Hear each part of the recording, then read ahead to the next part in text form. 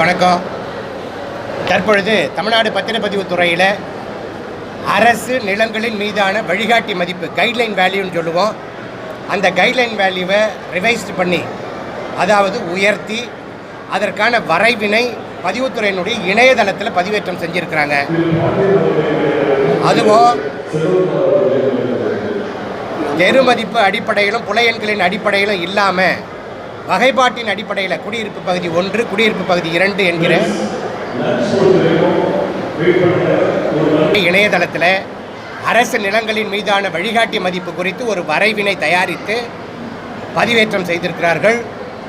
பதிவேற்றம் செய்து வெறும் 15 நாட்களுக்குள்ள கால அவகாசம் கொடுக்கப்பட்டிருக்கிறது. இது கிராமப்புறங்கள்லையும் கடைகோடியில் இருக்கிற சாதாரண சாமானிய மக்களுக்கு புரியாது, தெரியாது.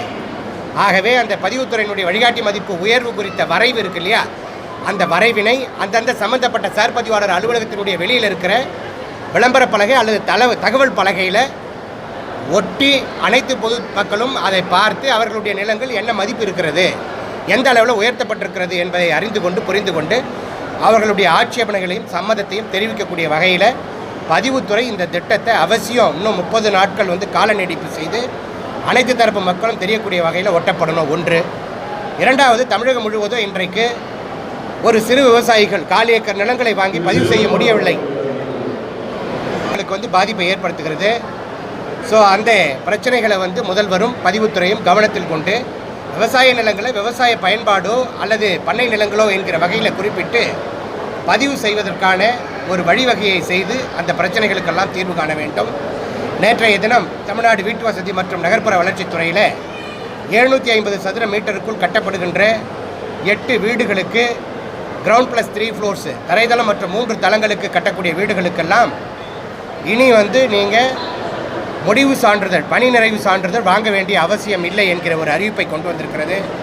அதேபோன்று வணிக வளாகங்கள், கடைகள் போன்ற திட்டங்களுக்கு 300 சதுர மீட்டர் அளவுக்கு கட்டிடங்களை கட்டுகின்ற, அதாவது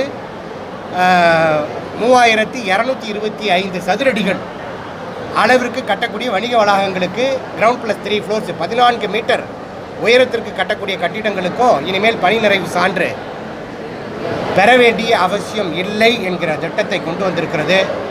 அதே போன்று 2500 சதுரடி வரை இருக்கிற மனையில் 3500 சதுரடி வரை கட்டக்கூடிய கட்டிடங்களுக்கு நீங்கள் அனுமதி கோரி விண்ணப்பித்து காத்து கிடக்க வேண்டிய அவசியம் இல்லை.